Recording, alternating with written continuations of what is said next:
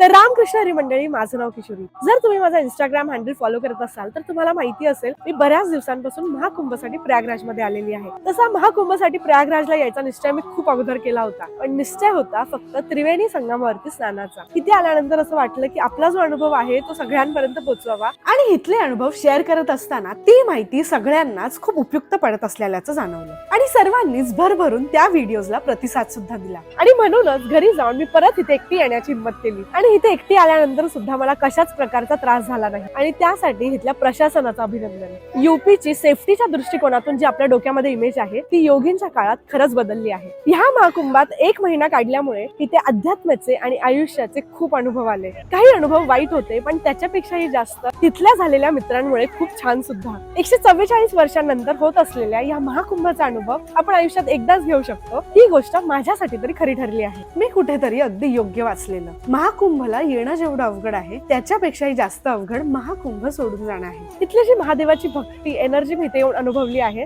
ती मला असं वाटतं कदाचितच मला दुसरी कुठे अनुभवता येईल. खरं सांगायला गेलं तर हा माझ्यासाठी आयुष्यातील एक अविस्मरणीय अनुभव ठरला आहे आणि त्यामुळेच महादेव आणि पांडुरंगासोबतच तुमचा सुद्धा खूप आभार. इथे येऊन मी जे काही थोडंफार कॉन्ट्रीब्युशन करू शकली ते फक्त तुमच्यामुळे. या व्हिडिओ सोबतच मी तुमच्या सगळ्यांची महाकुंभ सिरीज मधून सांगता घेते. हा सोहळा जरी माझ्यासाठी इथे संपला असला तरी येणाऱ्या काळात मी बऱ्याच नवनवीन गोष्टी एक्सप्लोर करणार आहे आणि त्यासाठी आपल्या पेज सोबत नक्की कनेक्टेड राहा. तोपर्यंत हर हर महादेव आणि रामकृष्ण.